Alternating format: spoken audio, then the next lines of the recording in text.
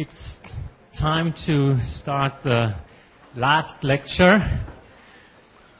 Before I do that, let me just point out very quickly and thank Marty for his kind exaggeration. 99% is completely wrong, and there are many other people who contributed to this. Each and every faculty member, without them here, this would just not have been possible.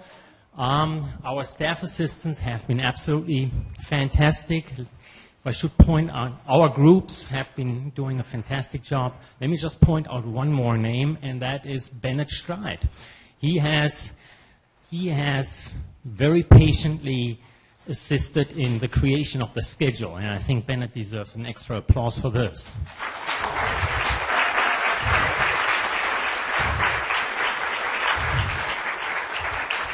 Without him, there wouldn't be a schedule here. And without further ado, our last speaker simply does not need an introduction. It is the authority in biological Mossbauer spectroscopy, Eckhard Munck. We look forward to your talk. Yeah, thank you, Carsten, for inviting me here. It's certainly fun. It was fun last time, and I hope it will be fun this time.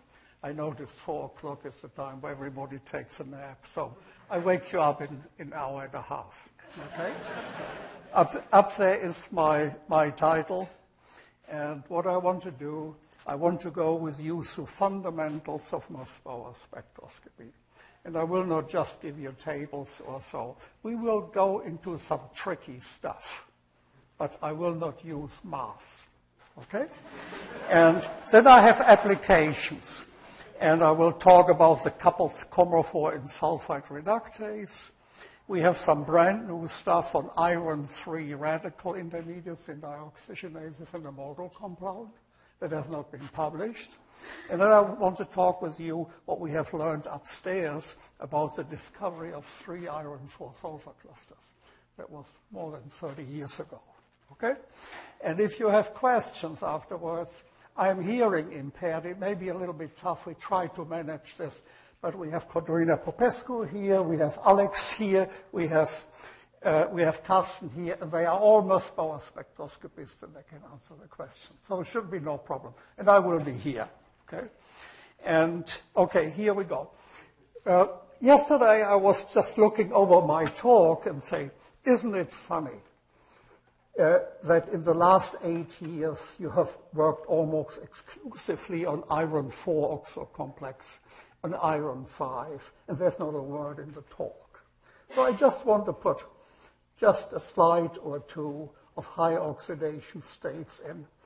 And this was a very interesting project, and that's what we did with Larry Kay's group. Oops, sorry, I have to learn how to do this. Come on. Okay. We start... This is a device which I don't know yet. My thumb is a little bit big. And so here, that's a di-iron-3 complex. And this di-iron-3 complex is treated with hydrogen peroxide. And it makes a di-iron-4 complex.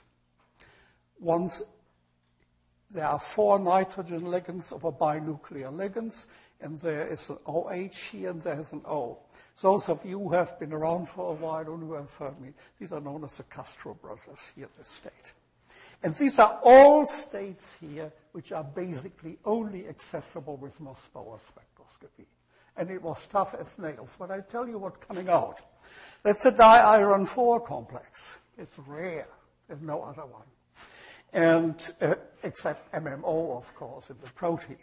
And if you add a proton, you eliminate water and you make another di-iron-4 complex. You can take a proton away and you make 2 novel di-iron-4 complexes with terminal oxos. One is called 6A, that has an S equals 0 ground state. It's very much like MMO compound Q. And the other one is 6B, that has a spin of 3, that has the oxo groups 90 degree rotated with a different conformation. So there are 1, 2, 3, 4 di-iron-4 complexes with the same ligand. Now, There's something useful in this stuff, and that is the following. If you look at catalytic activities, as reactivity, you can look at oxygen transfer in blue and hydrogen abstraction in red. Let's stay with hydrogen abstraction here. Okay, and here are the complexes. And this is the logarithmic scale. Reactivity from here to up there increases 20 million fold. So here is a iron 3, iron 4 complex. This is a di-iron 4 complex. You go a little bit up. And then you have here the di-iron 4 complex. These are the Castro brothers. You go up a factor 1,000 from here to here. And the main reason is that you expose the oxo group. And here is a monomer for comparison. And then here is a complex, which is this complex, to which we have added an electron and we make it iron 3. And there we pick up another factor 1,000 in activity, so that we are million-fold up from here to over there. And then you say, why should the activity increase 1,000-fold there by making the iron 4 and iron 3 up here? Sorry. This is a little bit tight for my thumb. Okay, here we go. Here. Why should I pick up factor 1,000 there? It's not because of this iron 3. It is because of this iron 3, because if this iron 3 wouldn't be there, it wouldn't like to make an exchange interaction, antiferromagnetic, with this. But it likes the exchange interaction best when this goes from low spin to high spin. So at the iron 4 oxo, there is a spin transition. And when the spin goes high spin, then the reactivity increases by a factor 1,000. So this is very interesting chemistry, and this is Ken Zhu. He made all these wonderful complexes in Larry K's group. So now we come to the fundamental things. In Mossbauer spectroscopy, like in other spectroscopies, we need a lamp. And our lamp is the cobalt-57 nucleus, which has a half-life of 270 days, decays by electron capture into an excited state of iron-57 at 136 keV. And this can go by gamma emission into the ground state, and it can go by gamma emission into a state at 14 kilo-electron volt, and this shoots out a gamma ray, and the wavelength is about 1 angstrom. Okay? And this is what we use as our radiation source. And so here's the source indicated. And the source emits this 14 keV. And imagine here's an absorber. And I consider only one interaction, now it's called the isomeric shift. And the isomeric shift, as I will show you a little bit more, comes about through the fact that the nucleus has a finite extension. It's about 10 to the minus 4 angstroms. And the nuclear excited state is a little bit smaller than the nuclear ground state. So they have a different nuclear radius. And so this gives a different shift in the ground state, in the excited state. And we measure this in a Mossbauer spectrum by taking the center of gravity of the Mossbauer spectrum. So if we have quadrupole interactions around, and you notice from Stefan Stolstock, he had all these beautiful pictures. Here we have the nuclear quadrupole interaction, the nuclear excited state. If you would do NMR on the ground state, you wouldn't see this. So it's an excited state property, and you make a transition from here to here. This gives this line. Make a transition from here to here at this line, and this is a quadrupole doublet. And this has a quadrupole splitting, which is the splitting up here, and it has an isomeric shift. Now, things get really interesting when things get magnetic. Now, imagine that at the nucleus, there is a magnetic field acting. And this is here an internal magnetic field, so the magnetic hyperfine interaction. What you see here corresponds to 900,000 Gauss. 10 years ago, that was the world record. That was a diketiminate complex which we studied. Let's turn it. Okay, so here you make transition from a nuclear ground state from here to here. And this corresponds to the leftmost line. From here to here, this corresponds to the rightmost line. And you can make 6 lines because the transitions are a magnetic dipole. And that is a property of the nucleus, and we cannot do a darn thing about this. Okay? But this allows not a transition from +3/2 to -1/2 or whatever. Okay? And so, now, in order to make these transition and make the radiation fit, we have to change the energy. And the energy change in Mossbauer spectroscopy is done by Doppler shifting. We take the cobalt source and put it on something that moves. And so if we move it now towards the counter, which is a detector, then we blue shift the whole thing, and then we get more energy. If we move it away from the counter, then we redshift the whole thing, and the energy becomes transition energy becomes a little bit less. And the Doppler shift is given by delta E is the Doppler shift that is proportional to the energy of the gamma radiation, which is 14 kiloelectron volt, times the speed with which we move this thing divided by the speed of light.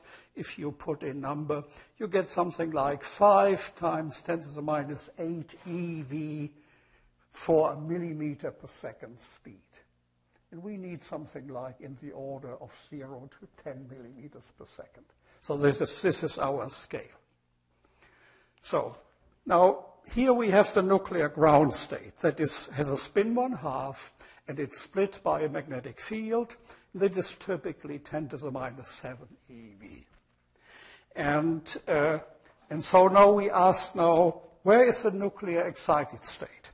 Now suppose that what I have drawn here down there is about 1 meter. And then we ask the question, where is the nuclear excited state? If this is 1 meter down here. Okay, so we look where the excited state is. And the excited state is about 150 million kilometers away. And the trick in Mossbauer spectroscopy is to shoot from down here and shoot right into the nuclear excited state and get in resonant by Doppler shifting the resonance. Okay? So somehow our slides are a little bit shifted. You can trust me that there is a little bit to the right of the slide. I don't know why but this is the wonder of technology. I think we'll manage, yeah? So the 1 meter is this here. That is the difference between this transition and this transition. This is the ground state spectrum. And so from here to over here is 150 million kilometers. This is the scale. So now when we study iron complexes, there are a variety of oxidation states which we can study. And the most prevalent oxidation states are iron 3 and iron 2. So if we go iron 2, starting out, we have 6 d electrons and we have 5 spin up. This would be high spin ferric. And then the next one has to go spin down. That's a beta electron. This is high spin iron 2. If we move these levels up high, then the delta becomes too big, and these guys go down, flips the spin, and darn it. And they flip the spin, and then the 6 spin pair each other off, and we have low spin iron 2. And if we go to the next slide, there we have the iron 3 case, so we take the 6th electron away. We have here the high spin case, 5 unpaired spins here makes spins 5/2. We will have some examples of this. If these guys don't like it up here and come down, we have 1 unpaired electron, and we get a low spin iron 3. There's, of course, intermediate iron 3 and stuff like this, and we can skip that part. Here we come to iron 4. There are a variety of biologically interesting iron 4. Darn it. I will learn. By the end of the talk, I think I will hit the right thing. I'm really sorry, Uppsala. I'm really I'm really sorry about this. They are a little bit close here for old people. Let me put it that way. Yeah? So here you go. Actually, oh, it's okay. If you give me 30 seconds, I have my own laser pointer here. And the only question is where I put it.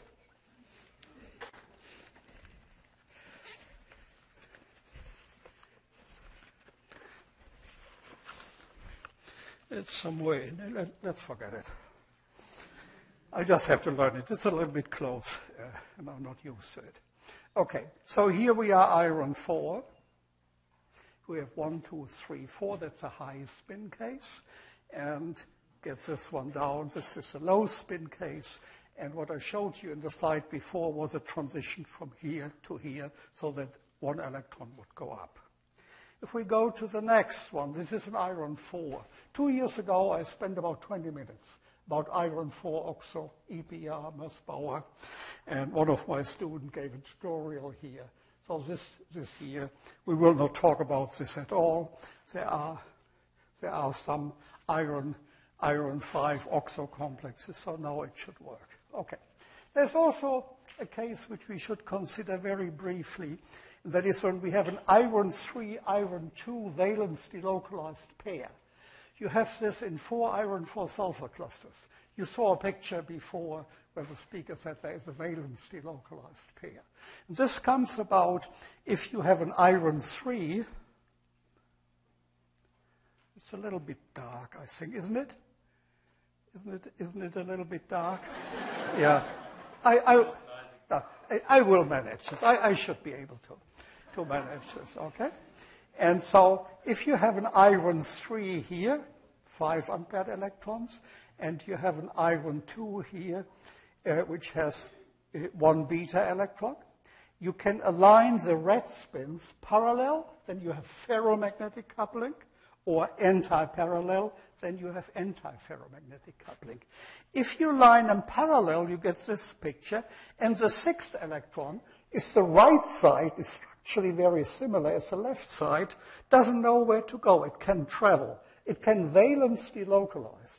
And this makes a very big ferromagnetic coupling, which is called double exchange or spin-dependent delocalization. And I will mention this briefly a little bit later. Okay, so let's look a little bit at the isomeric shift.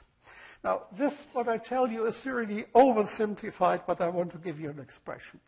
Suppose you have a potential like in the hydrogen atom, 1 over R, and when you have an atom, you put a Z over there. There are levels here. Here's a ground state.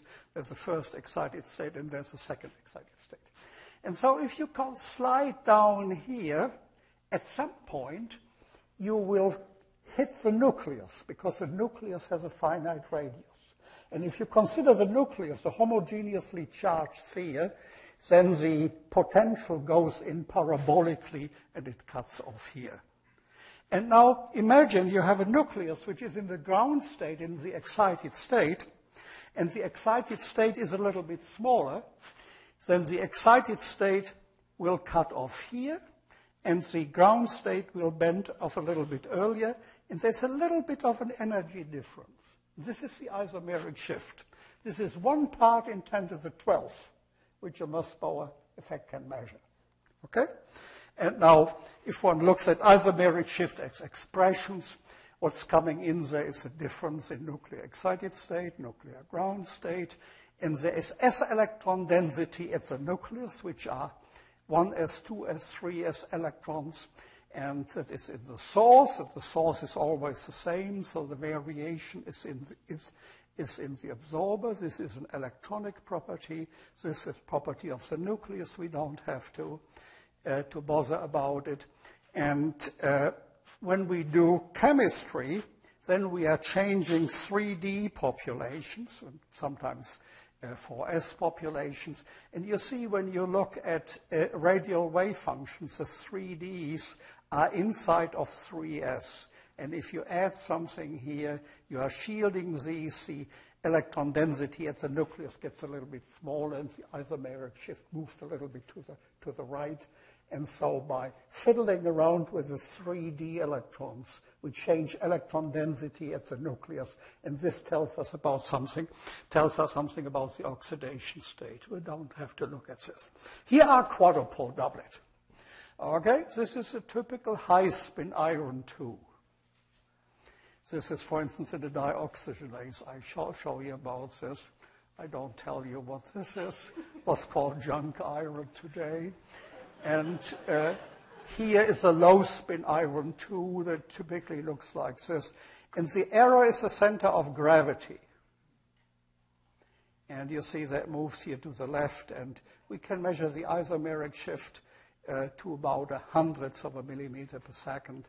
And here, when we go to an iron 4 S equal 2, it sits here. And an iron S equal 1, iron 4 oxo sits here, iron 5 oxo sits here. So the isomeric shift tells us something about the oxidation state. And here I've made an incomplete diagram. The red, these bars here, give you the range of typical isomeric shifts. They're always outliers. This is high-spin iron 2, high-spin iron 3, high-spin iron 4, low-spin iron 2. This is low-spin iron 3, and here's iron 5. There's only one complex which we did with Terry Collins some years ago. And so you say, well, with the isomeric shift here, you can overlap here, and you don't know what it is. Of course you know. This is paramagnetic, has an EPR. This is diamagnetic, and you can generally sort them out pretty well.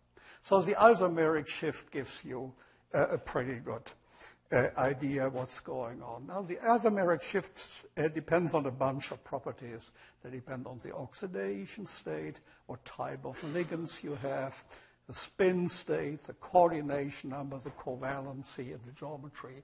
But the overwhelming number of compounds was in the range of the previous diagram. So despite this variation. Okay, now we come to the quadrupole splitting. And Stefan Stoll had beautiful pictures this afternoon. And so I will not have so beautiful pictures. And so these are excited states interaction. Here's the asymmetry parameter eta, which tells us how much the x component of the electric field gradient deviates from the y component. This can be constrained between 0 and 1. And this is this bloody. This is the spin Hamiltonian, which describes these interactions. And the quadrupole splitting is given by EQ. UQ is the quadrupole moment, VZZ, and square root with this eta squared. And this is what you measure experimentally, the magnitude. And the field gradient is the potential generated by the electronic environment at the nucleus, and you take the second derivative, and that is the electric field gradient. And you can take 3 principal derivatives and 6 derivatives, which are mixed derivatives. These are 9 components. The tensor is symmetric, and traceless, and you have then five parameters and whatever. And we can determine them experimentally pretty well. And so now something very, just for fun and whatever. Yeah? The excited state nucleus has a spin 3/2. Yeah? And so that can be plus 3/2, plus 1/2 in the M quantum number, minus 1/2 and minus 3/2. Yeah? Consider that it's in the plus 3/2 case, this one. Yeah? Classically, this guy spins around the z-axis like crazy. And if you cannot resolve that thing, it kind of looks like an elongated cylinder. Not quite true. And if you go close to the xy plane and you put it in the plus 1/2 state, it reaches down here. And the same picture would occur when you are here, and when you are here, you get the same picture as there. So if you spin this, this is more like a pillbox, and this is like a cigar. And if you spin it pretty quickly, and you look at a charge distribution of the nucleus, which is positive, and you look now at an electronic ground state, if it's a dz squared, charge is essentially negative and along z. And you see this positive guy can snuggle up pretty quickly in this, and the plus minus 3/2 becomes the ground state. And if you have this distribution in the plus minus 1/2 state, then this can snuggle up pretty well in a dxy state, and then the plus minus 1/2 is the ground state. And so by looking whether delta EQ is smaller 0 or larger 0, you can already get some inkling about the ground state, electronic ground state orbital. And since we can get 5 parameters, you can imagine we can get more if we evaluate some more. Okay? So here are these quadrupole doublets again. And here are some typical ones here. There is this dioxygenase, also high-spin ferrous, adventitiously bound iron looks that way. Then it's a low-spin cytochrome C here. This is an iron 4 oxo. Tau D, everybody at Penn State can tell you about these kind of things. Ask Carlton Krebs. And this is an S=1 iron 4 oxo with a TPA ligand. Don't mind the details. And this is an iron 5 with Terry Collins thermal ligand. Okay? So now we want to go at the electronic properties. And now it gets a little bit wilder and much more interesting. Okay? So we have already appreciated today the electronic Zeeman term. You know? We take now spin 1/2, and we assume that the system is isotropic. That means Gx is equal Gy is equal Gz. We call it G0, and then the spin Hamiltonian is that. And you see that is a scalar product. It's a vector product, and we haven't said a word about a coordinate system. Why don't we choose the z-axis along the magnetic field? Then this writes this way, and you know all from PChem, darn it, that you can solve this easily. You get a Zeeman splitting G0 beta B. There's an MS quantum number plus 1/2 called spin up. That's minus 1/2 called spin down. And what you can do is say, if you take the ground state, what matters here is the expectation value of the spin, of SZ. That is, you take spin down wave function, and squeeze in between SZ, and that's called expectation value of SZ, and that is minus 1/2. And if you do the same thing with Sx and Sy, you get 0. So basically, SZ is along the magnetic field. Okay? And that will turn out to be important. Okay, so now let's illustrate a little bit the difference between isotropic and anisotropic. Yeah? So just imagine here you have 4 springs from the Acme Corporation. All have spring constant C. Yeah? And so in the middle is a little ball, and you kind of apply a force, say 45 degrees up. Yeah? Since squeezing along the vertical and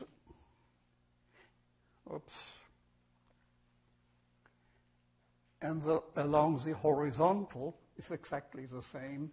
The displacement along the vertical is the same as along the horizontal.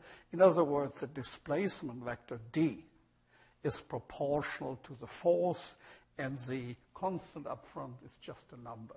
That's the isotropic case. Now what we do next is we make the spring in the vertical stiff.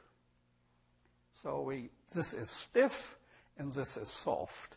So if we apply a force here, it has the same x component as y component, but the x component does much bigger damage. Yeah? It moves it quite a bit to the right, and the y component doesn't achieve very much. If you look at the response, you get a displacement vector which looks like this, And now you have the displacement vector is equal to the force times the 2 by 2 tensor. And the 2 by 2 tensor takes care of the change in length and the rotation. Okay? And so we just thought that in an isotropic case that we have only an SZ, and this is along the applied magnetic field. So classically, the spin kind of precesses. Oh, no, this guy dies out. No, it's getting weaker, yeah? It's kind of dying. Okay, I'm still there, so this dies, this dies. when I die, let's interrupt the meeting. Yeah? Okay?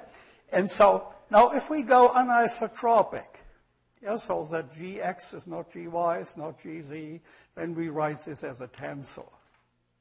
No, they are all a little bit weak, these guys today. What is? Teeth. Okay. Can you see that? Yeah. Let me. Okay. Then, if you have a tensor, you have a tensor times the magnetic times the vector is a rotated tensor. Okay, this does it. Yeah. Yeah. This is a rotated vector which we call B prime. And you see now this term looks exactly like this term up there, except that B prime has taken the role of B, and so the spin is actually precessing about B, and the expectation value is not about B, it's about B prime. Okay? And so the expectation value goes with B prime. And this depends on how anisotropic the G tensor is. And so now we go to the next one. And now we consider three situations. And we stay in the xy plane to make it simple. Yeah? So up here, we have the isotropic case where Gz is equal to Gx. Wherever we put the magnetic field, and that is blue, the expectation value will follow. So the expectation value of S in the isotropic case is always going with the field. It will be important later, otherwise I won't tell you. And if we have some anisotropy and the field is here, this is lagging a little bit when Gz is bigger because it wants to be there. So then they are non-parallel. And now imagine that Gz is very large to Gx. Yeah? Then Gz has a very big response, and the expectation value of S is locked along Z. And that is a property of the molecule. That's called the extremely anisotropic uniaxial case. And we'll make some hay with that, okay?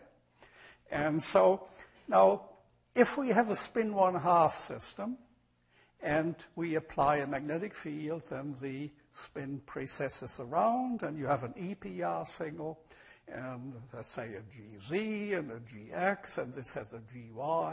And by the way, you can figure the whole intensity of the spectrum from the resonance under Gz that was done in 1976 by Arthur and Vanguard.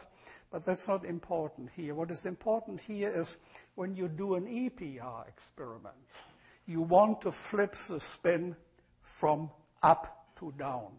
Yeah? So if you have a magnetic field vertically, then the spin will go around like this. And in order to get the guy down, you have to apply a field from the side, and then you kind of spin it down. And that's what you do with a rotating microwave field in the cavity.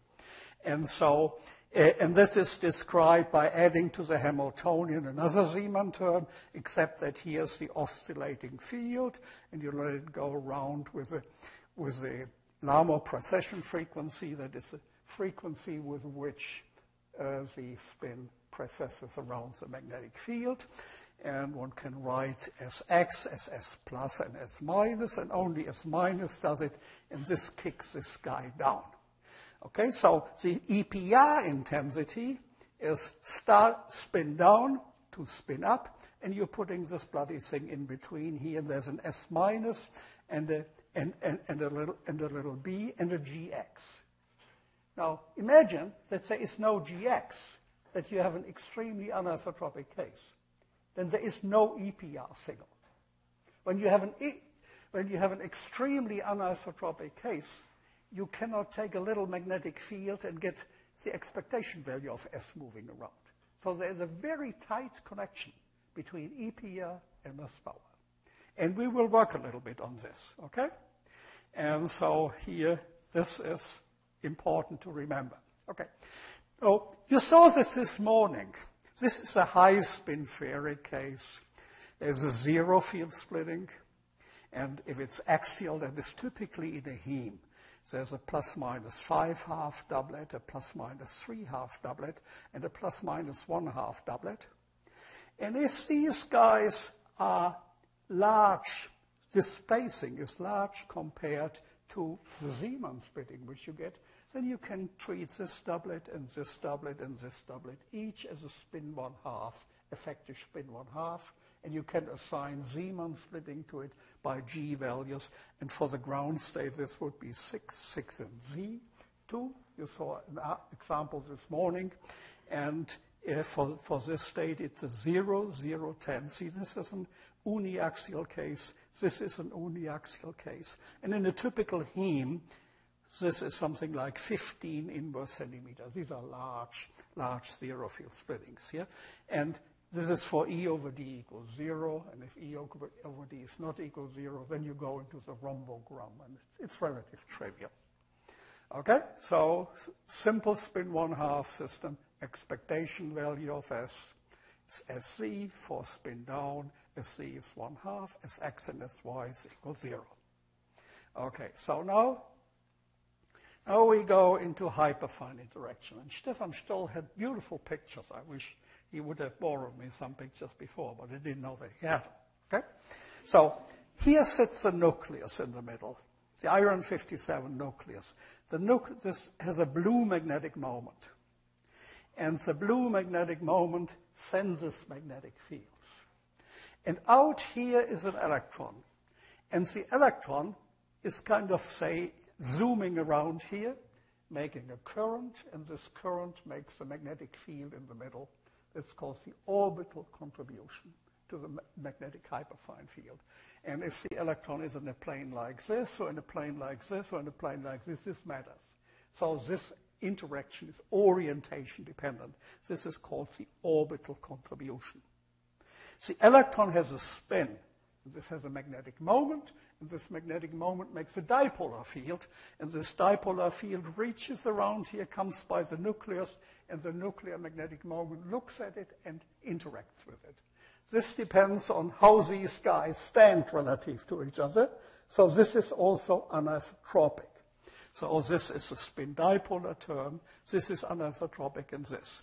And now here's a so-called Fermi contact term. This comes about in the following way. If you have a d electron here, and you have here a 1s electron spin up and a 1s electron spin down, between the spin up d electron and the spin up 1s electron, you have an exchange interaction, which kind of attracts these guys a little bit. So the 1s electron moves ever so slightly outward and leave behind the spin down electron, which gives you a net spin down density at the nucleus. And this gives you the Fermi contact term to the magnetic hyperfine interaction that is orientation independent, and this gives you this one. And all these guys are lumped together into a magnetic hyperfine term, and I will show you that we can rewrite this in terms of an internal magnetic field. Internal magnetic field is what the nucleus sees. This is proportional to the expectation value of S. That's why we did that nonsense before. And this is the magnetic hyperfine tensor, which comes from these guys. And they determine the magnetic splitting in a Mossbauer. Okay? Now, when the nucleus sees a magnetic field, it acts with the magnetic field through its magnetic moment. And its magnetic moment is proportional to a nuclear G value that's known, nuclear magneton, and the nuclear spin. Okay? By the way, if you have spin physics here, and you have a vector quantity, every vector quantity is proportional to S. That's why you can always write these things proportional to S or proportional to L, whether it's an electric dipole moment or magnetic dipole moment. That's the trick. The Wigner-Eckert theorem shows you that. That's why one does that. Okay, so now, magnitudes. There's a zero field splitting, and there's a Zeeman term. And the magnitude is about as big as this circle. The magnetic hyperfine interaction in iron are much smaller, more than 100-fold smaller. That is the size of the magnetic hyperfine interaction. And this has consequence. So these are the big bullies here acting on the electron spin. This also acts on the electron spin, but this is a WIMP. Okay? And so now we rewrite something and get some benefit out of it. Here is the Zeeman term. Here is the zero field splitting term. And they act on the spin and create a spin expectation value. Now, this also acts on the spin, but nobody cares about this little guy. So we forget about this. And so the expectation value is done by the field and by the zero field splitting, and we get an S. Now, in the magnetic hyperfine term, S is now fixed by these guys, and we replace the operator S by the expectation value of S, which is an orientation-dependent number. And look, the nuclear Zeeman term is G beta I, and we rewrite this as G beta I with a minus sign, divide by it, and then this must have the dimension of a field. This is the magnetic hyperfine field, expectation value of S, times magnetic hyperfine coupling tensor A. And this plus the applied magnetic field gives you the effective field. And this is what the iron 57 nucleus sees. And that is the magnetic splitting. This is generally the big guy. This runs from something like 0 to 1 million Gauss. And the applied magnetic field is generally much smaller. So it's basically B effective is basically B internal. There's much more. There are sometimes exchange interaction and anti-symmetric exchange. But as I say here, we have enough of that here. The Mossbauer spectra can work this out. So now there are two fundamentally different cases. And that is, there are compounds which have an odd number of electrons, and they have half integral spin, iron 3, iron 1, iron 5, mixed valence, iron 2, iron 3 cluster, iron 3, iron 4 clusters. And they can have zero field splittings, and the spin is larger or equal than 3/2. And the electronic levels, on account of a fundamental theorem, namely time reversal, are always degenerate twofold when there is no magnetic field. They are called Kramer's doublets. In contrast, when you have a system with an even number of electrons, like iron 2, iron 4, iron 3, 3 dimers, or iron 3 spin 1/2 radical, we'll deal with this. The levels are generally singlets. And when you have a singlet, you can prove it's always non-magnetic. So there is no B internal, no expectation value of S. And you get a quadruple doublet. Okay? And so we will deal with that. Okay? So in an isotropic system, we have B internal S. This is now a number, not a tensor anymore when we make A also isotropic. And so B internal is parallel to S, which in turn is parallel to B. So B internal is parallel to B in an isotropic system. Okay? So when we have an isotropic system, B is parallel to B because it's parallel to expectation value of S. In a somewhat anisotropic system, B is in a slightly different direction. And when it's very anisotropic, say favoring Z, then B internal is always along the Z-axis of the molecule, no matter what the molecule is doing in the sample and where's the applied magnetic field. The compound just laughs about the applied magnetic field. Okay? So, now this has striking consequences, and that's the following. When we go back to our 6-line spectrum, Each of the 6 lines here has a certain intensity. And this intensity depends on the angle between the gamma rays, and that goes from the source to the counter, and to B internal. And this angle is called theta. And there are 2 types of transitions, like this guy. This goes from an m minus 1/2 to an m minus 3/2. That's a delta m minus 1 transition. In contrast, this guy goes from minus 1/2 to minus 1/2, is delta m equals 0.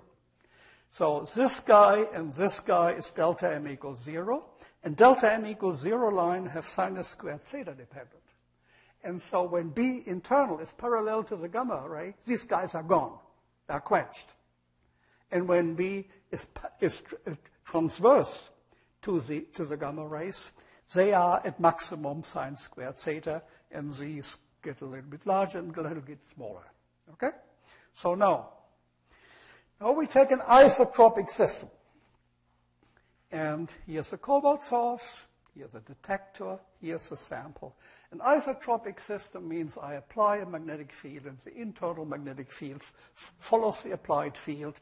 I have the applied field along the gamma rays, so the internal field is along the gamma rays, so no delta m equals 0 line. That's how the spectrum looks like. Okay?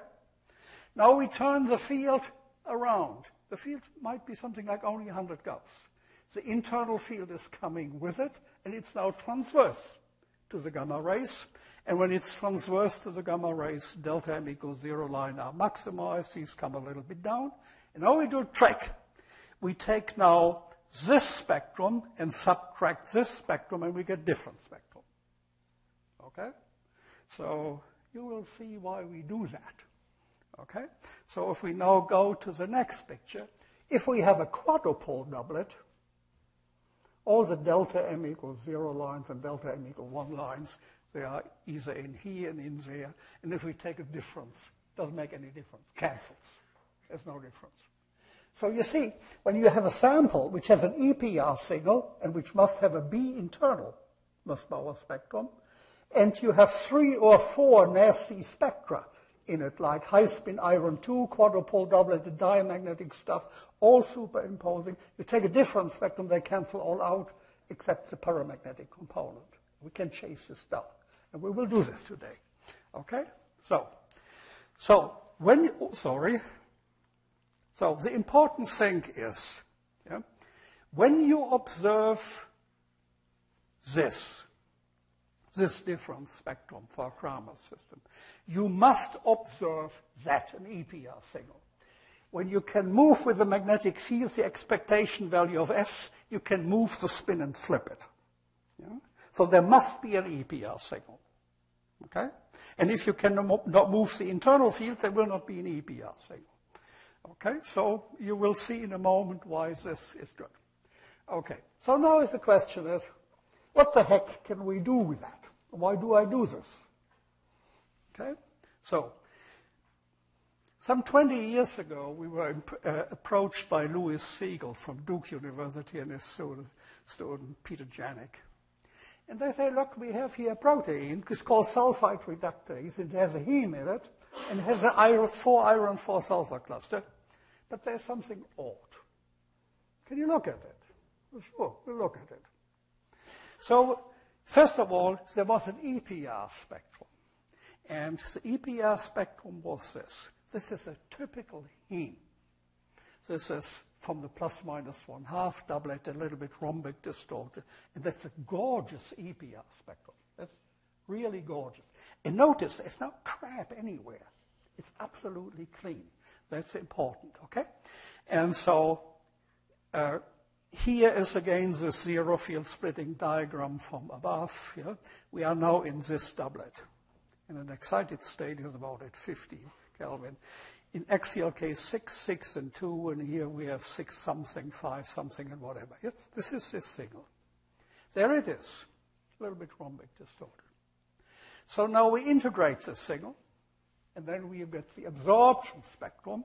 And you see when you take the absorption spectrum, if you would take the derivative, you get the maximum G value here, get the minimum G value here, and you get the middle G value here. Now we integrate it once more. And when we integrate it once more, the intensity up here after we double integrate it is proportional to the spin concentration in the sample. Once you have the G values, you get the spin concentration. So we find here there are 0.76 millimolar spins.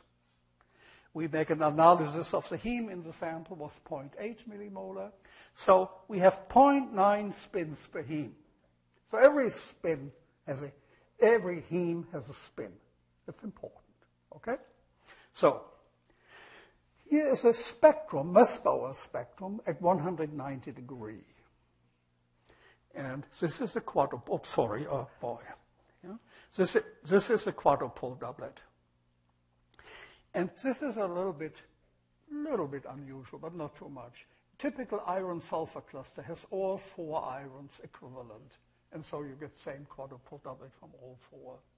High-spin ferric hemes have similar isomeric shift and quadrupole splitting.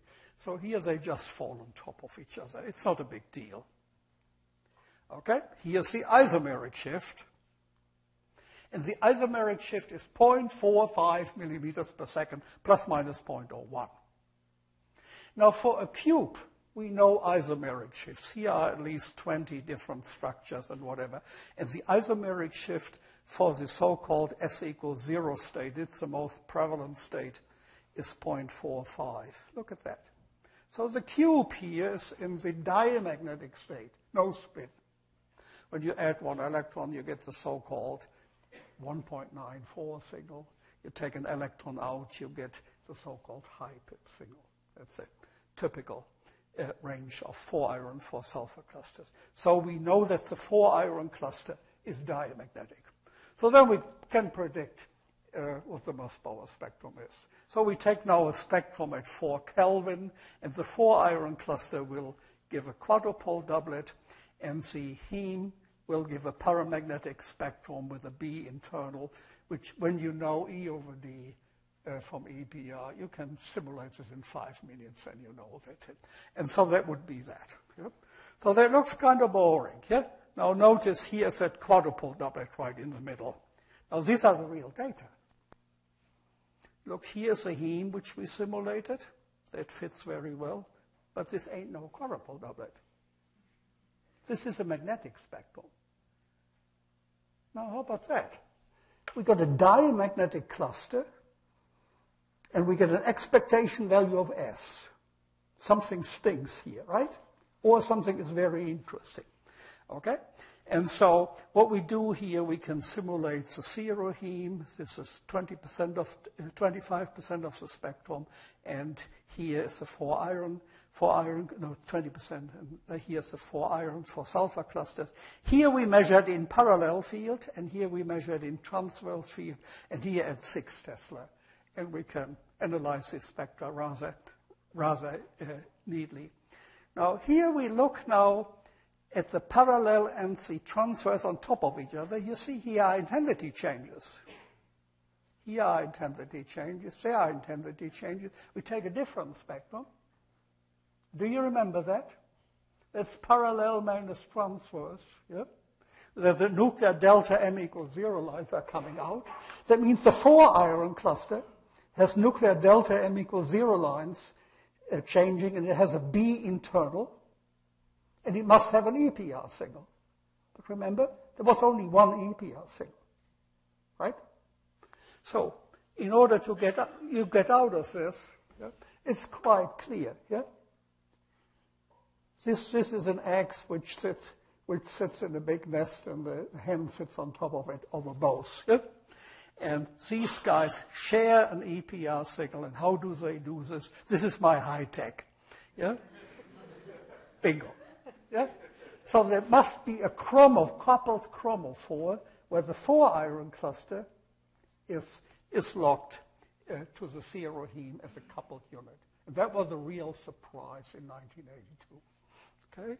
And 6 years later, the X-ray structure came out, and here, this is the X-ray structure by Crane and Getzoff. Yeah? This is a coupled chromophore. Okay? And Why is that cluster paramagnetic? I'll give you a simplified picture. Okay?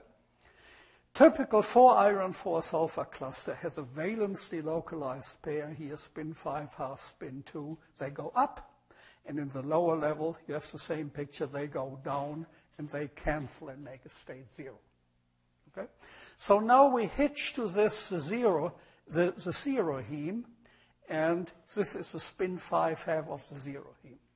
Now the 0 heme wants to make antiferromagnetic coupling with this, so it wants to have this spin parallel to this spin. So it will jerk this spin around. Here we go. Yeah? But now you see this spin is not parallel to this anymore, like these guys, and they don't cancel each other out.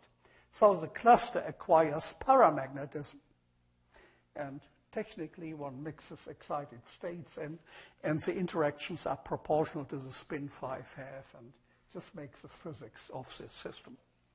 Now, a few years later, we had a similar situation. In acetyl synthase, the so-called A cluster, there was also a cube which was hitched, which we thought is hitched to a nickel. So this is what we published. Oh yeah, Kodrina, hey, got your stuff here, yeah? And something like 6 years later, the X-ray structure came out, and this is what we proposed.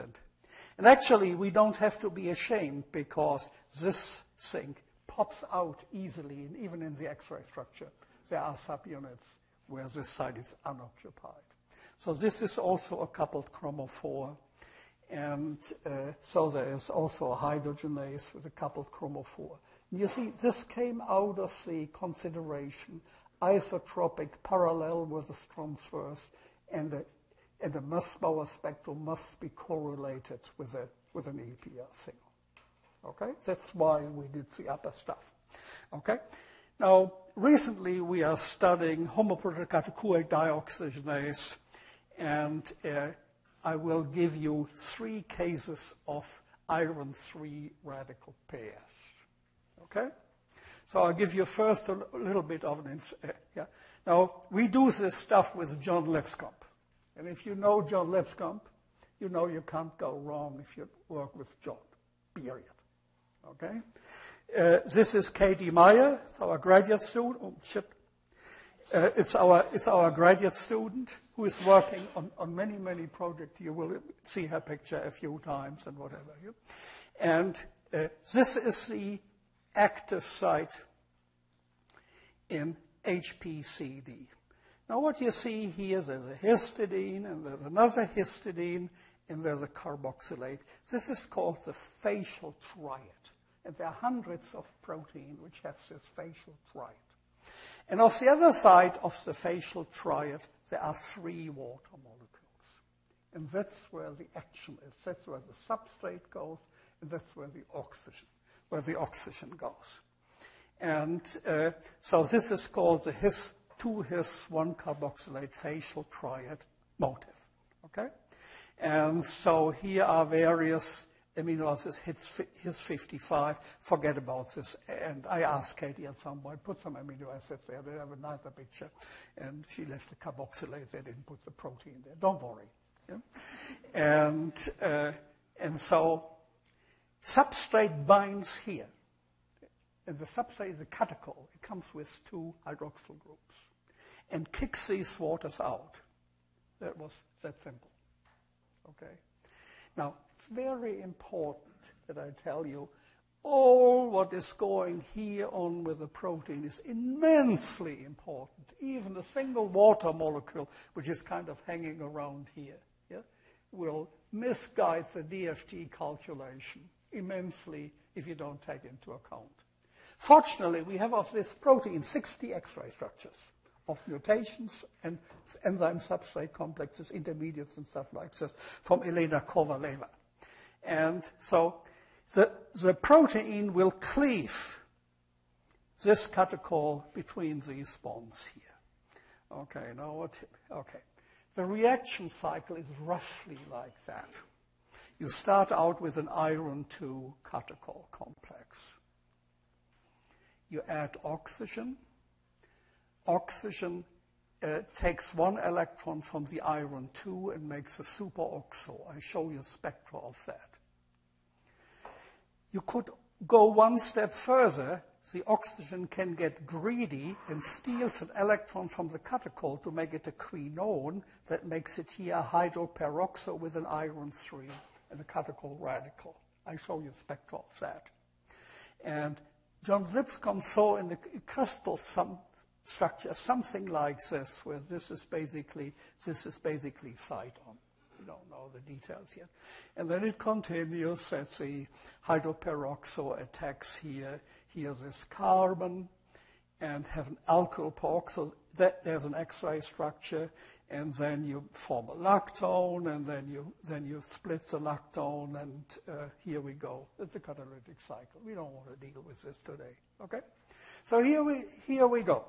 And so we have a substrate on, and now we bring an oxygen in, we form an adduct. And now I'll show you some modification at the active sites, which Lipscomb and company can do for us. And this makes interesting samples, okay? So here's the active site, here's the iron, here's one histidine, the other histidine, here's the glutamate underneath here that always wants to do a hydrogen bond to something. If you take this away, it will find a water and changes the structure here. Here's a histidine 200, which is the next nearest neighbor, which is very important in acid-base chemistry. Here is the tyrosine 257, which forms a hydrogen bond with the oxygen here and distorts this site and prepares this site from oxygen attack from up there. We still have a water sitting up there.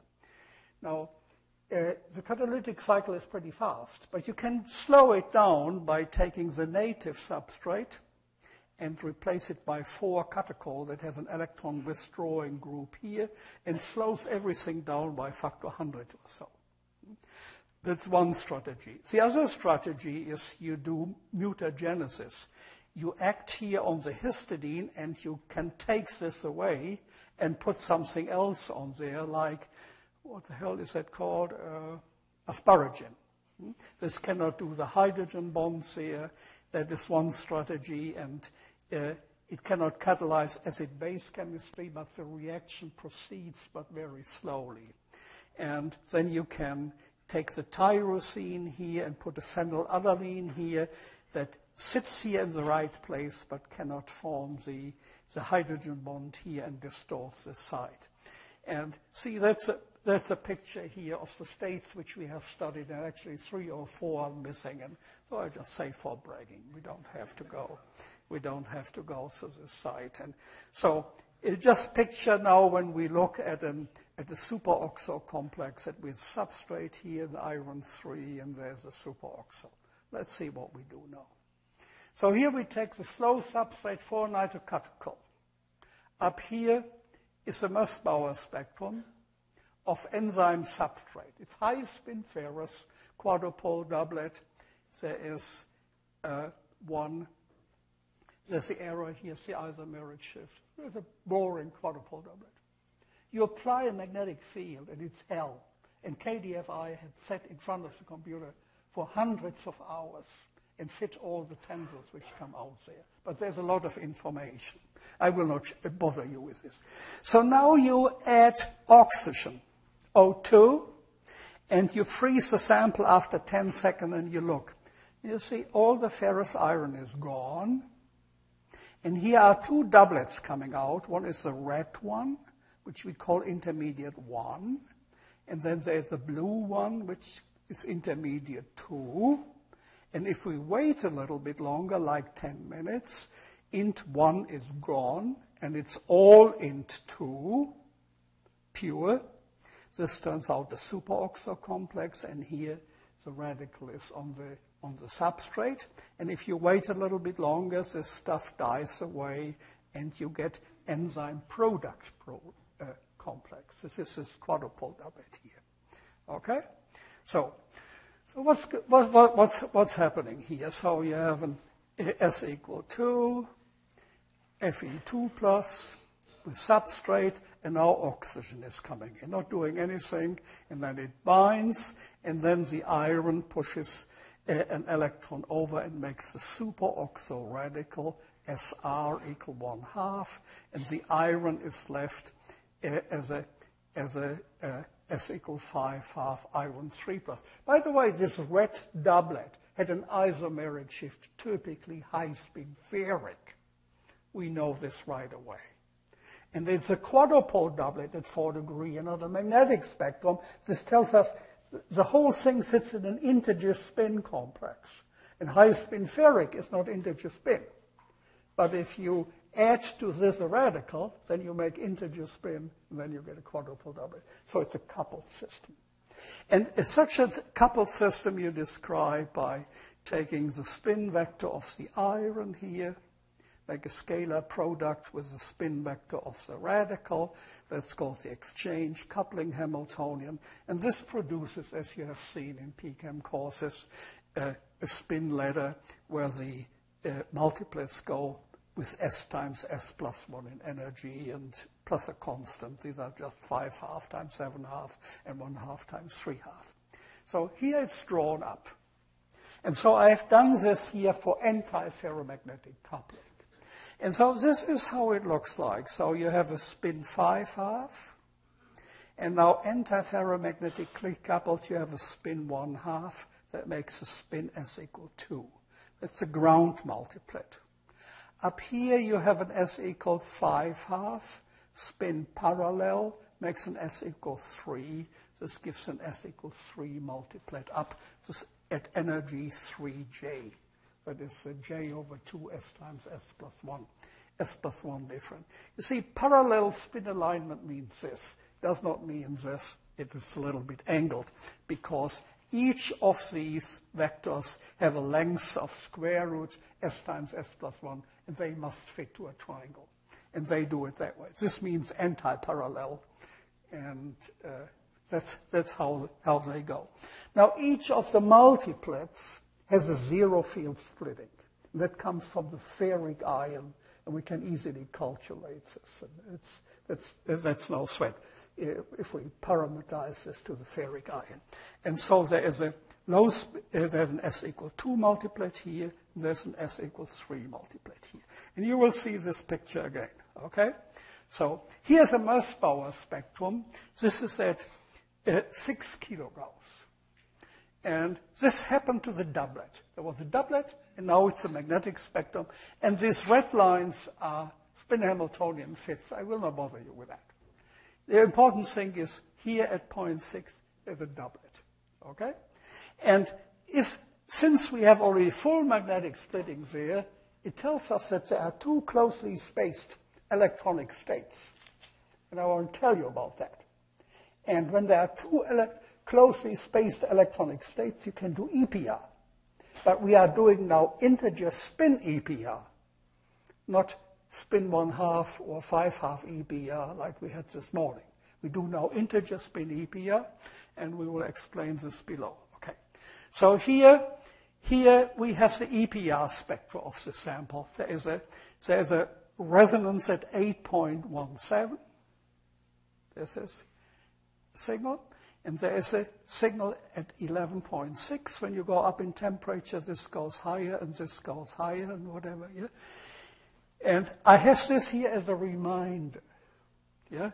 Namely, in these spectra, one uses G is H times nu is G beta H. So this G is defined through that. It's not a real G value. Yeah? And honest, if I ask the guy, who has noticed these spectra up there? Nobody? Okay, so now we go to the next picture. No, I will not ask the girls. I'm not that stupid. Okay, so here's a ground state at G equal 1.7. There's an excited state at 11.6 and 8.8. And so I have drawn in where these resonances are coming from. And the 1.7 is coming from this, and the 11.6 is coming from this. We have all simulated this, and the 8.8 is coming from this. Now there's something very interesting. If you go have an S equal 2 multiplet and it's reasonably axial and the zero field splitting is negative, this is a plus minus 2, MS plus minus 2 doublet. And for such a doublet, the G which you measure is 2 times GZ, that's from the Zeeman term, times S, which is 2, G value is 2, S is 2, get a resonance at 8. If you get a resonance at 8, you know you have an S equal 2 multiplet. Up here, the same melody, G's 2, GZ times S, 2 times 2 times 3 is 12. You know that this is an S equal 3 multiplet. You can identify that. So these are the 3 resonances here. Now, there's a radical. And so now you can take O17, 70% enriched, and look at this spectrum in the presence of O17. And you see here now it's difficult for you, but these are spectral simulations from Mike Hendrich.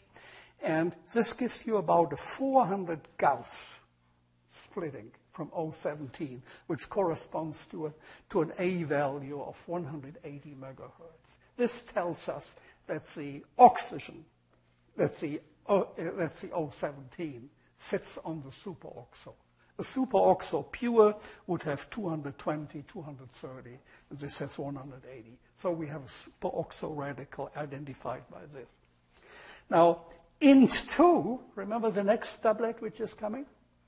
int2 has also a G equal 8 resonance, but if you take O17 here, you get no broadening.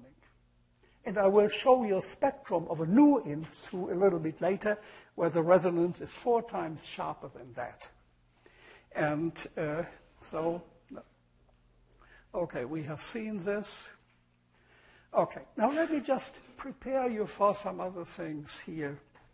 If I have an S equal 2 multiplet, and the zero field splitting is negative, then the plus minus 2 ms is the ground state, and there is a splitting here delta.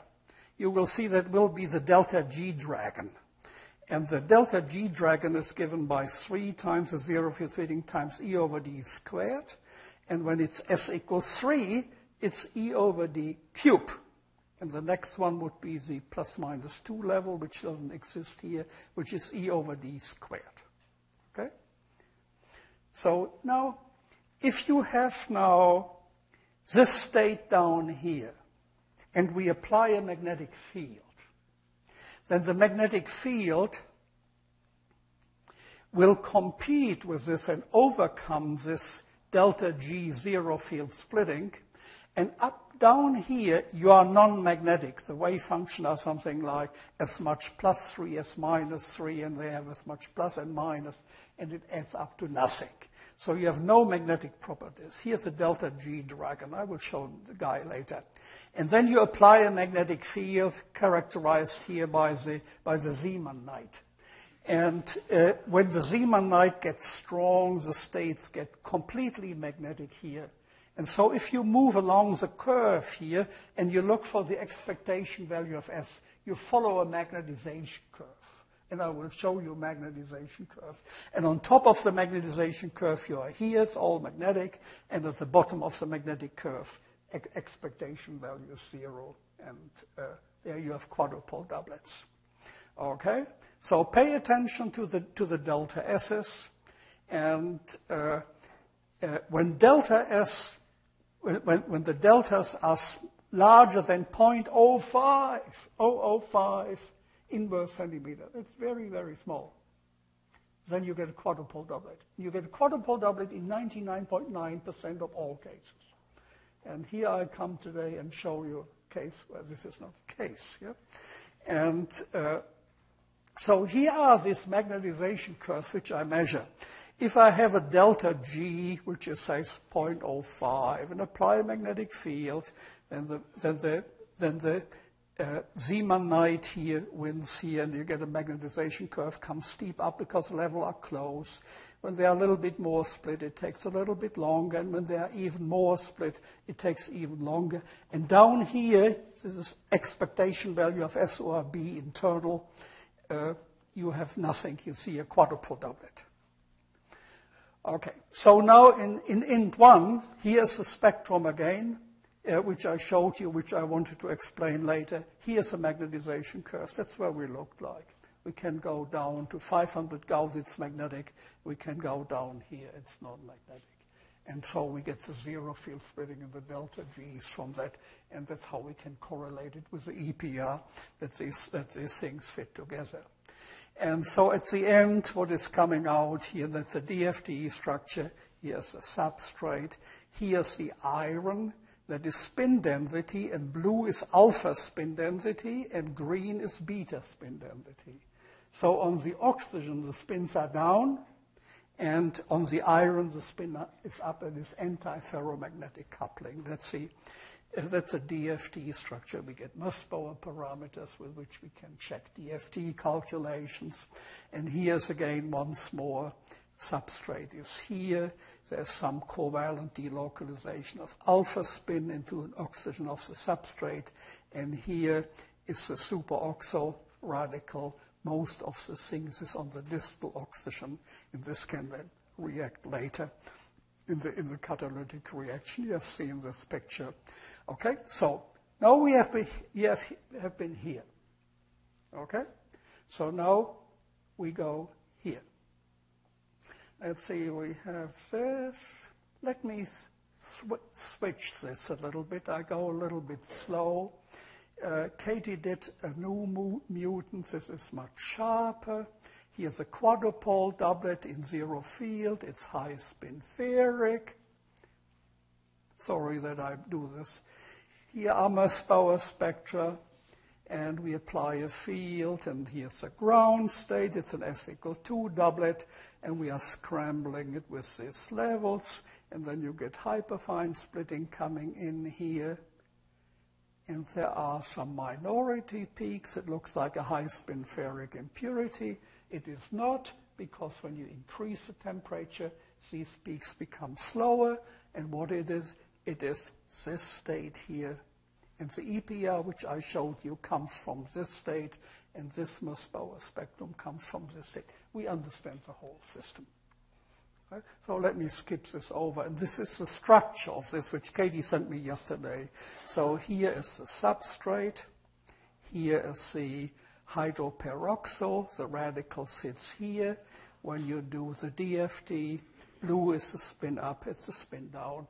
Now you have the radical as a semi-quinone radical delocalized over the substrate. Okay? So now Heather is coming in. Heather is sitting up there wondering when she is coming. Now, we have a brand new iron 3 superoxo complex. This is a selfie from last week.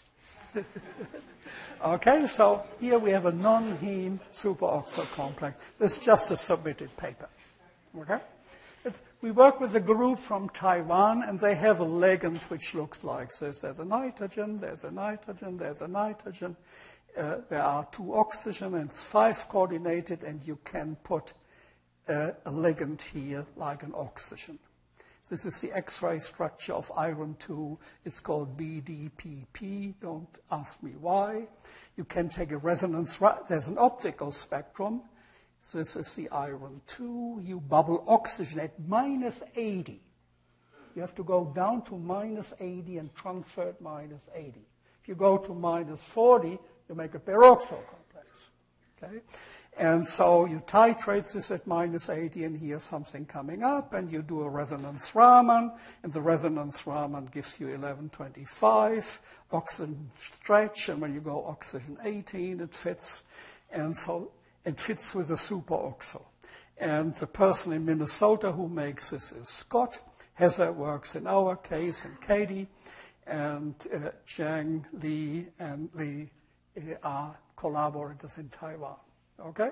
So an iron 3 superoxo complex has integer spin, so we expect a quadrupole doublet. Okay? So here we go.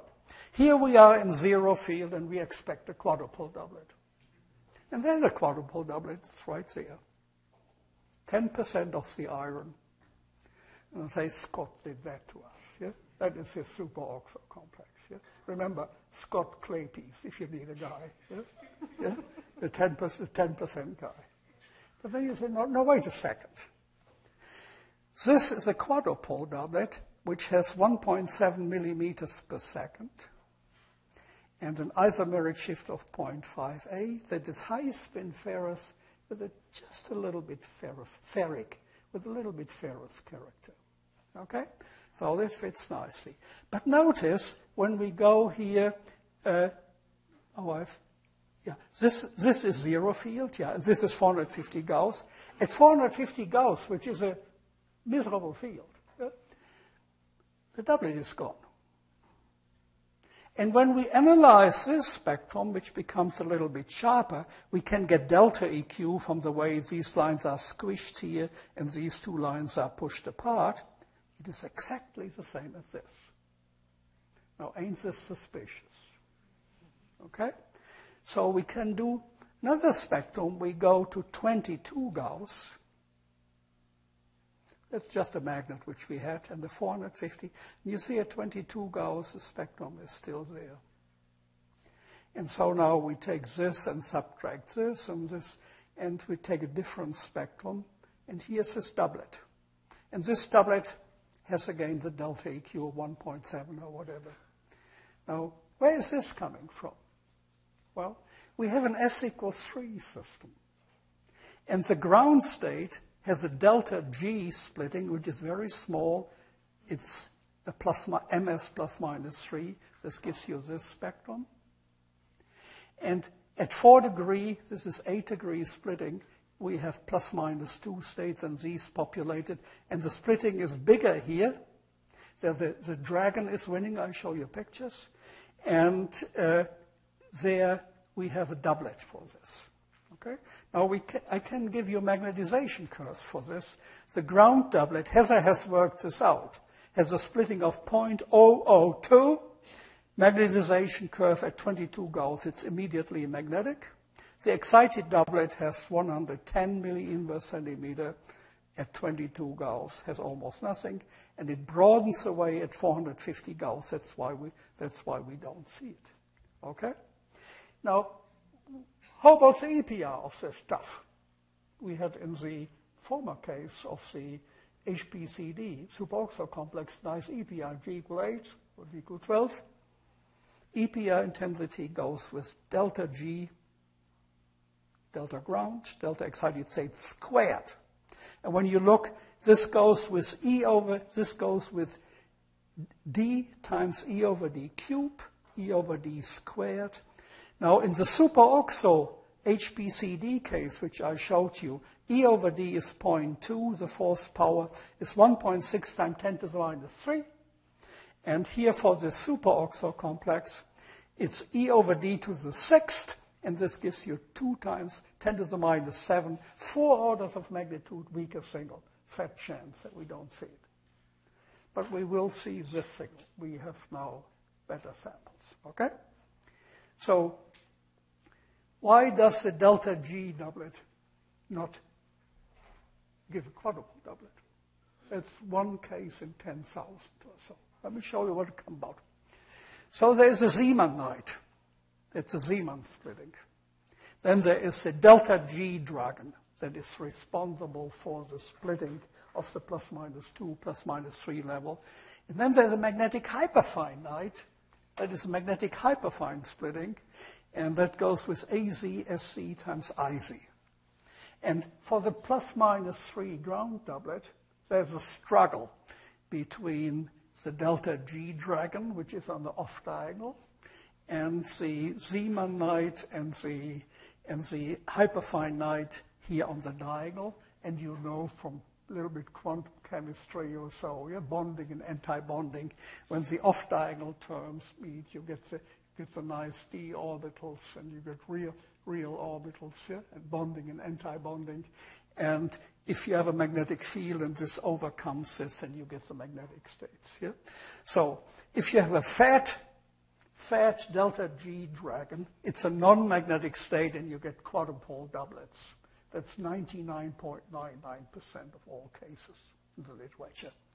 Okay? If the hyperfine, if the magnetic, if the knight on the horse is strong compared to the dragon, then the Zeeman term wins, and then the state gets magnetic. It splits up into magnetic states.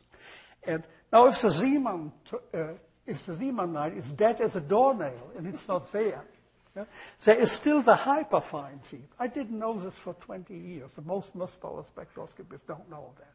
Yeah? Then this guy is left, and if this guy is bigger than the baby dragon here, then it wins, and then you get magnetic hyperfine interactions like in our case. Okay? And so this is a picture of this complex, and it's still work in progress, and there are interesting things coming out of this complex. Now, how did John a little bit? It might be 100% pure complex. It just took us a while to work out the physics of this stuff. Yeah, and okay. Let me just mention one thing. 2 years ago, I gave a talk here, and there was a postdoc named Jing from Yi Lu's lab, and she showed Katie a spectrum like this and say, oh, there's a resonance in parallel mode, and it's about a G equals 16. This is an azurine sample where we put iron in. That's probably a 2-iron cluster like MMO and whatever. And Katie said, no, you can simulate this, yeah? And that is an S equal 2 system. You must just make the delta G bigger than the magnetic field, doesn't have to do so much, and you move to the left, and here it's a fit to the data. We thought it's a 20-minute work. Turned out 3 months. We did all the Mossbauer spectra. And yesterday we submitted a paper on this. We call this thing internally Jing the Red. Jing likes it, likes this very much. Katie has been doing all the work. Now, if I talk 2 or 3 minutes longer, would this be deadly? Absolutely not. Okay. Let me give you another case how this works out pretty nicely with what I say. Now, if you have a spin 1/2, the ground state, split, and there's a spin up and there's a spin down, and if the relaxation is slow, and you are in this state, slow means it takes a while before it flips. And so it's in this state, and the relaxation is slow, the nucleus can precess, and gets a fully developed magnetic spectrum. And if the spin is down, you get a fully magnetic spectrum also. And they are identical as long as the applied magnetic field is very weak. Now, if the relaxation is very fast, then this guy cannot even make a turn before it's kicked down, and then the magnetic hyperfine interaction is averaged out. So fast relaxation in small fields and slow relaxation. Okay? So we can skip this. Okay. 1978, there was a paper in Nature about a protein in Azotobacter vinelandii, and that this protein had a 4-iron cluster in an S equals 0 state. That's a fact. What I show you has this cluster in the S equals 0 state all the time. And that there was a 2-iron cluster in, and we found this a little bit odd, because a normal 2-iron cluster has an oxidized state, it's diamagnetic, and you add an electron, and this gives a so-called 1.94 state. And the Azotobacter cluster, implicated by the X-ray structure to be a 2-iron center, would yield a signal at G equal 2 or 1 upon oxidation. And it didn't make any sense to us. And so we had a look with Mossbauer spectroscopy what that was. Okay? So we look now at the oxidized sample. This gives you a quadrupole doublet. And we look what this does. And in the oxidized state, this is magnetic. And there's a spin 1/2, and it's isotropic. Remember, it's isotropic, what trick we can do? We will. Yeah? And so here are the Mossbauer spectra. So here in the middle is a big doublet. This is a 4-iron cluster. And here we see two magnetic spectra, a green one, and we see a red one, a blue one, and they add up to two ions in parallel field, and we do it in transverse field. And now we do the trick, parallel minus transverse field, and there's a different spectrum. Remember, if you have a site which is isotropic, there are two lines going upstairs. These are the delta M equals 0 lines. And there are four, so there are two ions in here. Yeah? You say, oh yeah, it's really a two-ion cluster. Okay, so you see that. And obviously it's a two-ion center. This was June 30, 1979. Most of you weren't born at that time. Okay? Now we go into the reduced state. You add an electron, nothing happens to this guy, and this signal goes away, and then you go into a state which doesn't have an EPR signal. Okay? Now I was working with Vincent Wen at that time. I was a postdoc in our lab. And here was a spectra. And we were writing already on a paper that says a two-ion center, and there must be somewhere a spin kind of ghosting around and whatever. Yeah, and see, there's a little shrimp here in zero field, and there's a little shrimp here in 500 Gauss that goes almost away. And we were already writing a paper on a two-ion cluster. And I say, Vincent, who is that? Oh, that's high-spin ferric shit iron, fast relaxing. I say, why don't you prove this to me? And left him an hour alone and came back. He said, can't. And the reason is, when you have only such a weak field and the relaxation is fast, it cannot change when you just go to 500 Gauss. So it cannot be high-spin ferric. And so we were really puzzled by that, and we just took a different spectrum. And you see there seem to be two doublets coming out, one here, one there, and there's some magnetic stuff. That must be this two-ion center, must be going there. And this has intensity 2 to 1. So it looked like there were actually 3 ions in. And the new doublets have an isomeric shift of 0.47. That looks like two sites in a valence delocalized pair, and one has 0.29 in an iron-sulfur cluster. This is an iron 3. So there was an iron 3 and a valence delocalized pair. And we learned later that the cluster has S equal 2.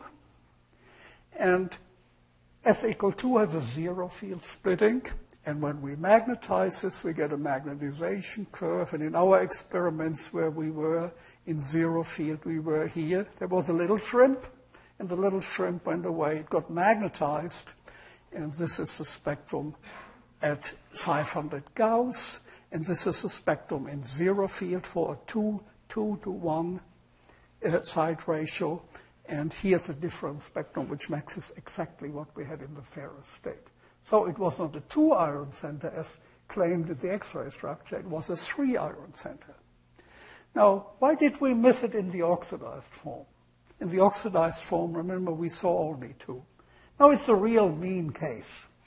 The spin coupling is such that you have a 5-half spin here, a 5-half spin here, and a 5-half spin there. And this adds up to the G equal 201 spin 1/2 signal. And what you measure in a coupled system is the projection of this system onto the axis of the resultant spin. And this guy is perpendicular in all 3-ion clusters. And so it has the third side has no magnetic hyperfine interaction. And this is this one, which we missed. We say normally there's some crab ion, biochemist paradise or whatever. Yeah? But this was actually the third side and whatever. Yeah? And so instead of a 2-ion cluster, we had a 3-ion cluster. Okay?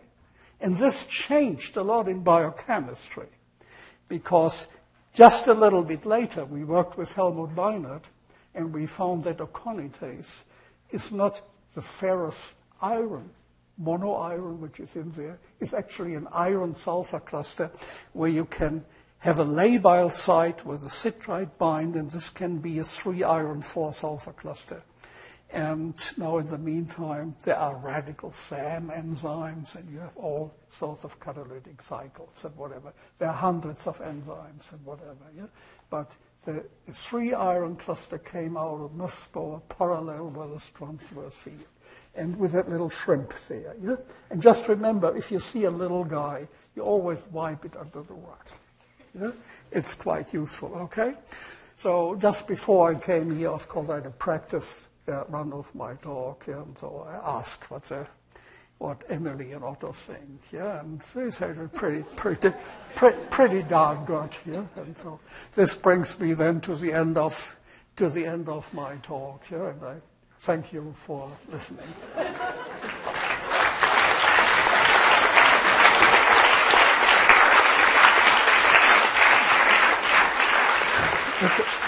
It's a neat cartoon. Are there any questions?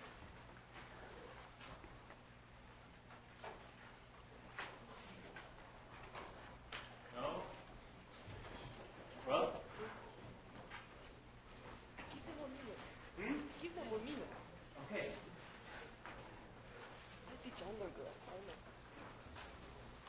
You can ask me in between or whatever when you digest things, or if you have a problem on something, just ask me. I'm here till Saturday.